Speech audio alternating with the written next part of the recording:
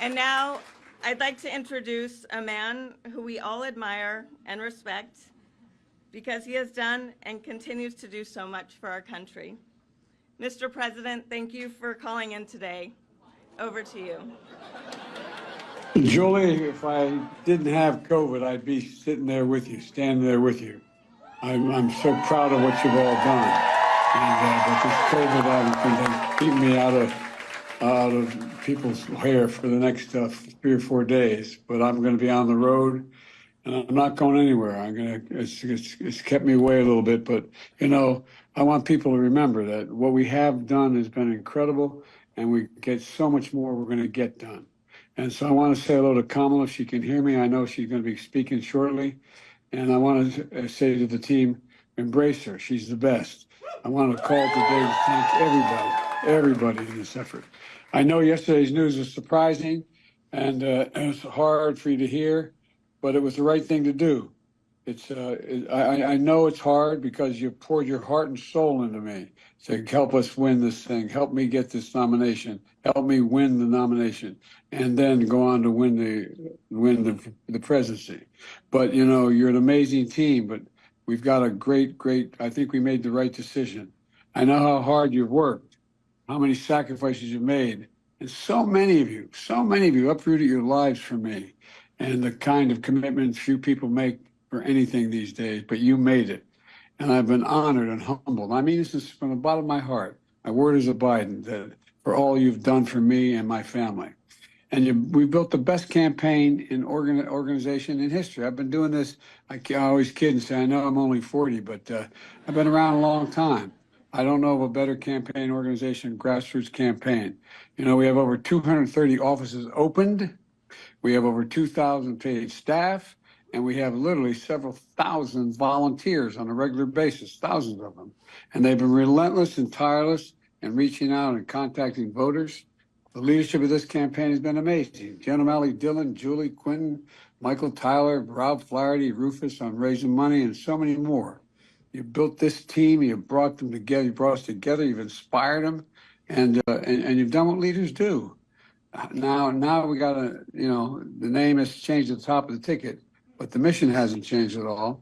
And by the way, I'm not going anywhere. I'm going to be out there in the campaign with her, with Kamala. I'm going to be working like hell, both as a sitting president, getting legislation passed, as well as in campaigning.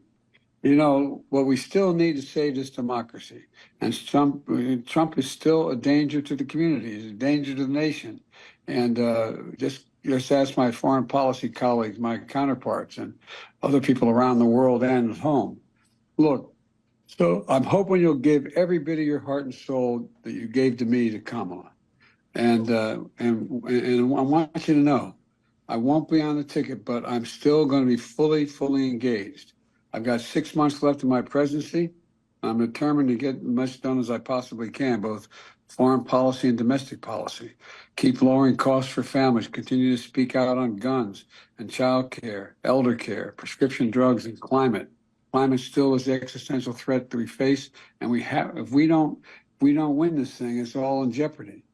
And we got to keep working for an end to the war in Gaza. I'll be working very closely with the Israelis and with the Palestinians to try to work out how we can get the Gaza war to end and Middle East peace and get all those hostages home. I think we're on the verge of being able to do that. And we got to keep our alliances together. It's critically important. It took a while for me to build these alliances. Most of these my colleagues have acknowledged that, but it's critically important for our safety and security. And I know I'll be doing whatever Kamala wants me or needs me to do in addition. So let me be real clear. We're still fighting in this fight together. I'm not going anywhere. And I want you to know you've always had my back, and I promise you, I will always have your back. And I'm anxious for you all to hear from Kamala. So thank you, Julie. You're the best.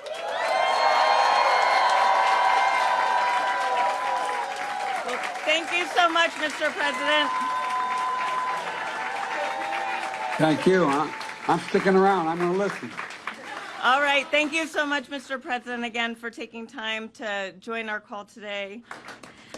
It is so good to hear our president's voice. Joe, I know you're still on the call. and we've been talking every day. You guys heard it from Doug's voice. We love Joe and Jill.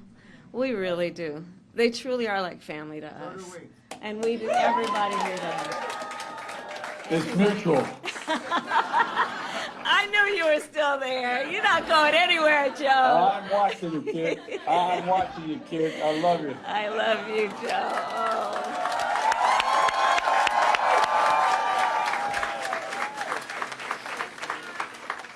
So, Joe, I'm going to recognize some of the electeds who are here, and then I'm going to get back to you. Hold on a second. So let me please acknowledge some extraordinary national leaders who are also dear friends, both to the president and to me. Governor John Carney, where are you? There you are. And his wife, they are here. Senator Tom Carper, my former colleague, and his wife is here. Chris Coons, my dear friend. Attorney General Kathy Jennings. The mayor is here. President, where are you? There. And the next United States Senator from the great state of Delaware is here, Lisa Rochester.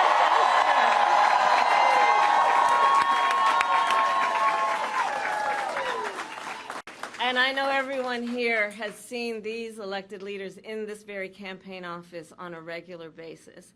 And I know Joe is so thankful to them for their lifelong friendship, but I want to thank them also because you guys have really been carrying some heavy water from the first days of our campaign. So thank you all. This truly is a Delaware family. Thank you. I want to thank Jen O'Malley Dillon. Where is she, Jen? I'm going to talk about her in a minute. Julie Chavez Rodriguez. Sheila Nix. There you are. And the entire team that is here. I want to thank all of you and those who are joining from offices across our nation. So Doug and I wanted to stop by today to thank everybody and to express just what we know to be true. You all have been working so hard. The people in this office have been working so hard. And you have given so much of yourselves, long days and nights, what you are sacrificing in terms of the time you could be spending with other friends and other family. And you're giving yourselves to our country because you love our country and you love Joe and you love me, and we know that. And so today, just right after Joe made his announcement, it was important for me to continue with his role of leadership in this office, of like him, who has said for many, many, many months, and I say it today, thank you all so very much for what you are doing and what you will continue to do. So let's applaud the team.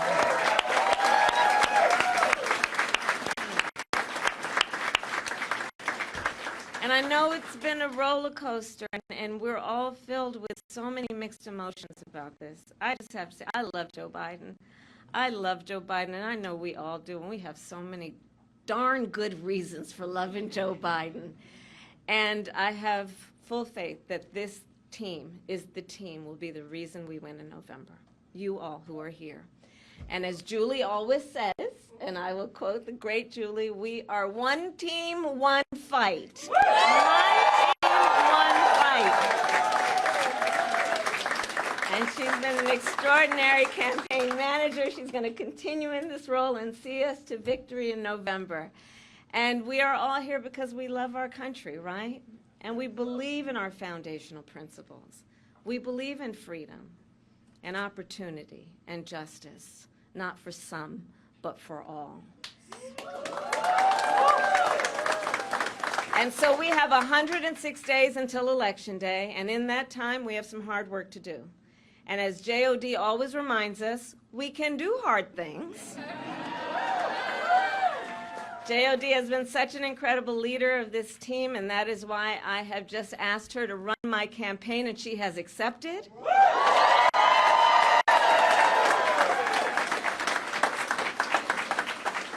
And so over the next 106 days, we are going to take our case to the American people, and we are going to win. We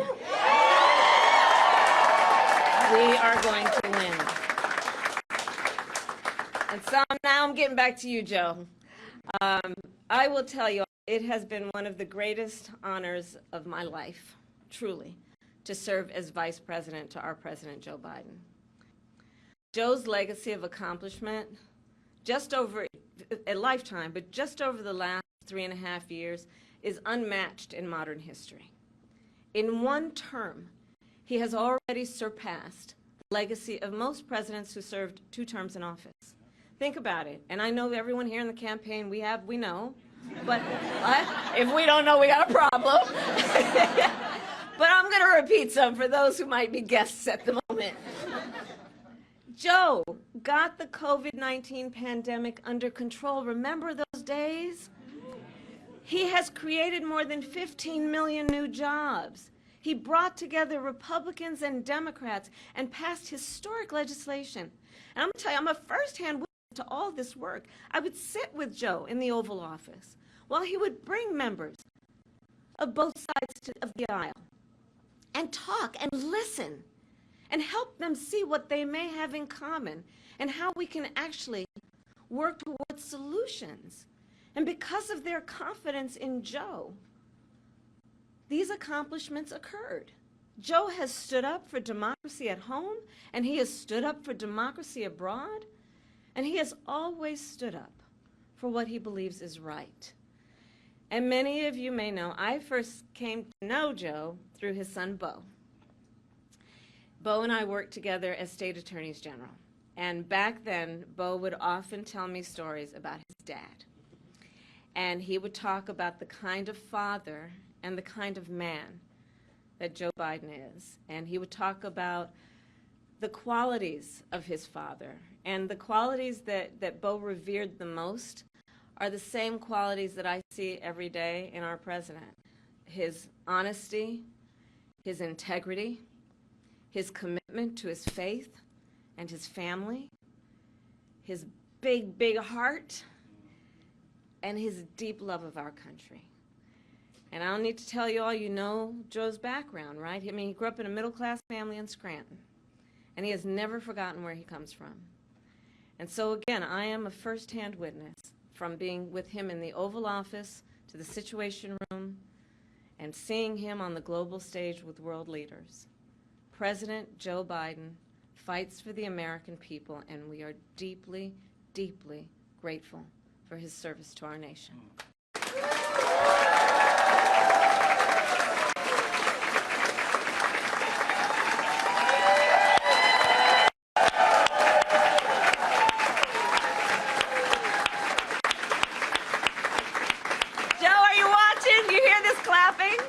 Can you see it?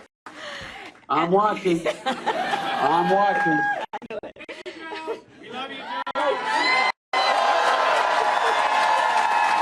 You're the best kid. And let us be very clear, Joe is not done. Far from it. He knows there is still more work to do, and our nation will continue to praise his bold and visionary leadership as president. Thank you, Joe. Thank you. And it is my great honor to have Joe's endorsement in this race. You sure do. And it is my intention to go out and earn this nomination and to win.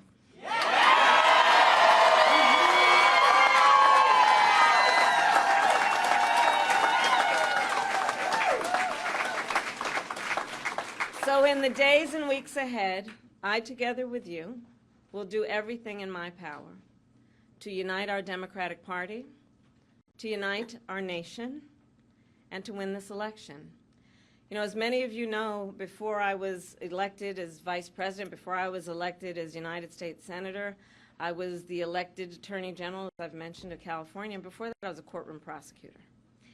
In those roles, I took on perpetrators of all kinds.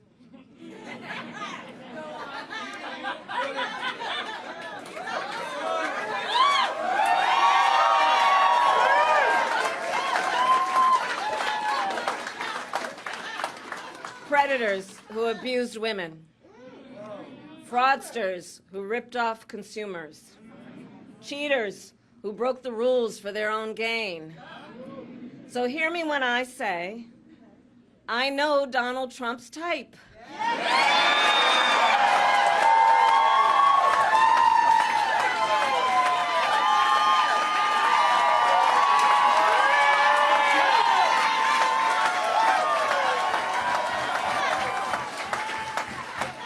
And in this campaign, I will proudly put my record against his.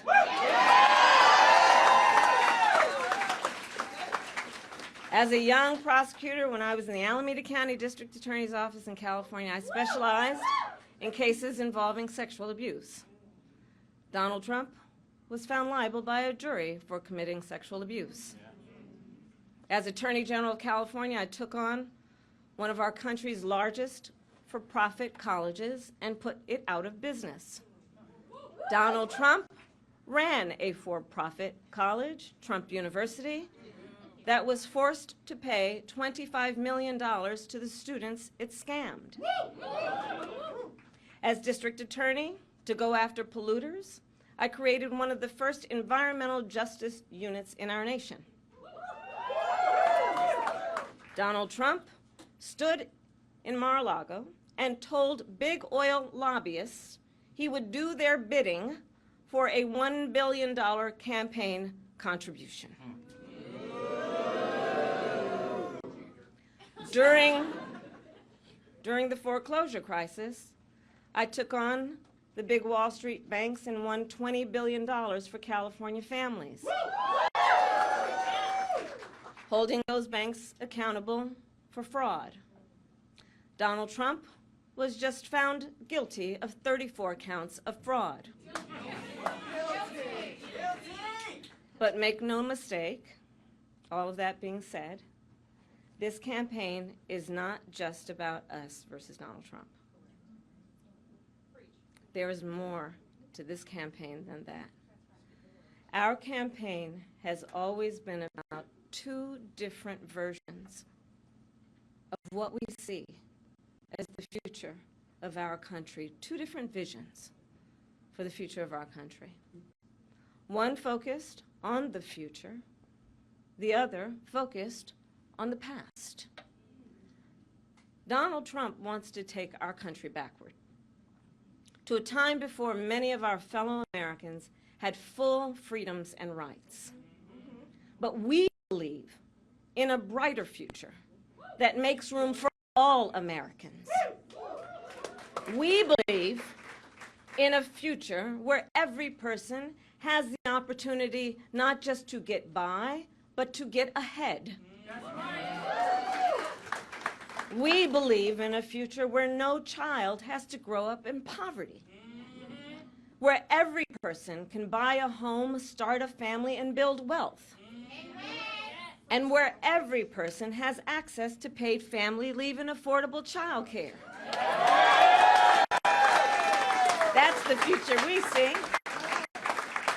Together we fight to build a nation where every person has affordable health care, where every worker is paid fairly, and where every senior can retire with dignity. All of this is to say, building up the middle class will be a defining goal of my presidency.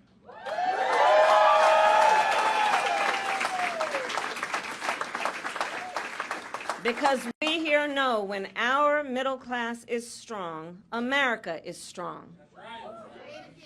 And we know that's not the future Donald Trump is fighting for. He and his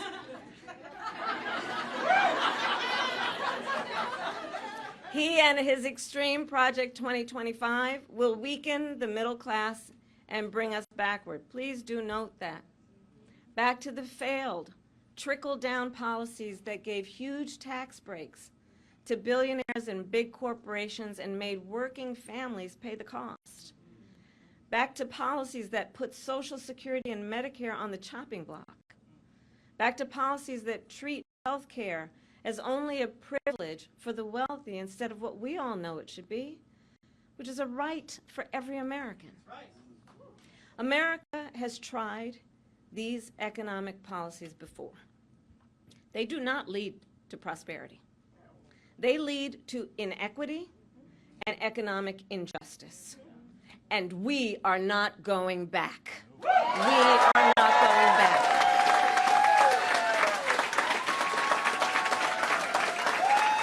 You're not taking us back. Our fight for the future is also a fight for freedom. Generations of Americans before us have led the fight for freedom, from our founders to our framers, to the abolitionists and the suffragettes, to the freedom riders and farm workers. And now I say, team, the baton is in our hands. We who believe in the sacred freedom to vote.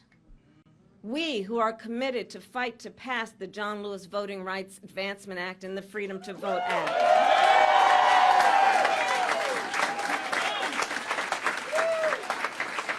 We who believe in the freedom to live safe from gun violence, and that's why we will work to pass universal background checks, red flag laws, and an assault weapons ban.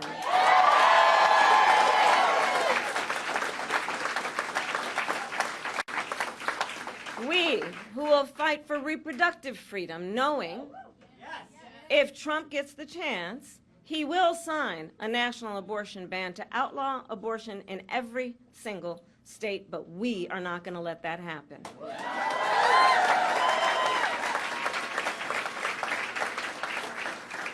It is this team here that is going to help in this November to elect a majority of members of the United States Congress who agree the government should not be telling a woman what to do with her body.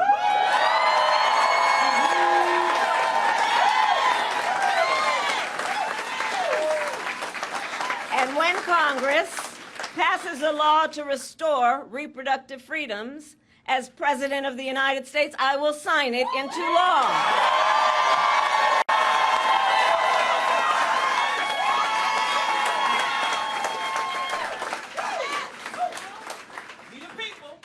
Indeed, we the people. So ultimately, to all the friends here, I say, in this election, we know we each face a question: what kind of country do we want to live in? A country of freedom, compassion, and rule of law? Yes! Or a country of chaos, fear, and hate? No! You all are here because you as leaders know we each, including our neighbors and our friends and our family, we each as Americans have the power to answer that question. That's the beauty of it, the power of the people. We each have the ability to answer that question. So in the next 106 days, we have work to do. We have doors to knock on. We have people to talk to. We have phone calls to make. And we have an election to win. So are you ready to get to work? Do we believe in freedom? Do we believe in opportunity?